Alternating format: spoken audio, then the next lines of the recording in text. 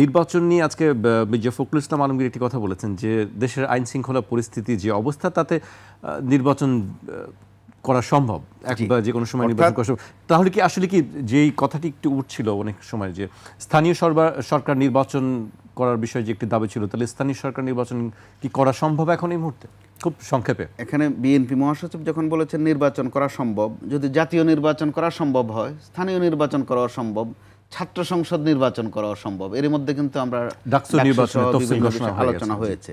যদি তাদের মধ্যে সহিষ্ণুতা থাকে, আর যদি অসহিষ্ণু হয়ে পড়েন, ছাত্র সংসদ নির্বাচন করা সম্ভব না, কাউরান বাজার কাঁচামালের আড়তদার সমিতির নির্বাচন করা সম্ভব না। যদি অসহিষ্ণুতা থাকে, যদি তারা কোনো অঘটন ঘটানোর চেষ্টা করবেন বা বিশৃঙ্খলা ঘটানোর চেষ্টা করবেন, ওই সামর্থ্য তাদের প্রত্যেকেরই আছে, প্রত্যেকটা দলের আছে।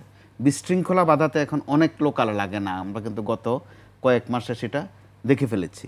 অল্পের মধ্যে একটা বিশৃঙ্খলা বাঁধিয়ে দেওয়া যায়। শাহবাগ মোড় যথেষ্ট, কাউরান বাজার মোড় যথেষ্ট। গোলমাল পাকাতে পারলে প্রচুর দর্শক পাওয়া যায়, প্রচুর দর্শক পাওয়া যায়। বাংলাদেশে কিন্তু আমরা খেয়াল করি হত্যাকাণ্ডের সময় পর্যন্ত দর্শক পাওয়া যায়, ছবি তোলে। সেটা কতটুকু ভালো কতটুকু মন্দ আরেক আলোচনা, কিন্তু এই হচ্ছে এক নিষ্ঠুর বাস্তবতা আমাদের সামনে। অর্থাৎ রাজনৈতিক দলগুলো ওখানে কিন্তু যত কথাই বলেন, এরা কিন্তু অভিভাবক। দিন শেষে দেশ চালাবেন রাজনীতিবিদরাই। তারা যত সুন্দর বোঝেন, মানুষের পালস বোঝার একটা বিষয় আছে, যেটা তো হাতে নাতে প্রমাণিত। সেই সরকারে কত অভিজ্ঞ লোক আছেন, তারা দেখেন কখনো কখনো পালস বুঝে উঠতে পারেন না। রাজনীতি যারা করেন তারা পারেন। আপনি নিশ্চয়ই আশাবাদী? অবশ্যই আশাবাদী। তারা যদি একটা দায়িত্বশীলতার পরিচয় দেন, অবশ্যই পরিবেশ আছে।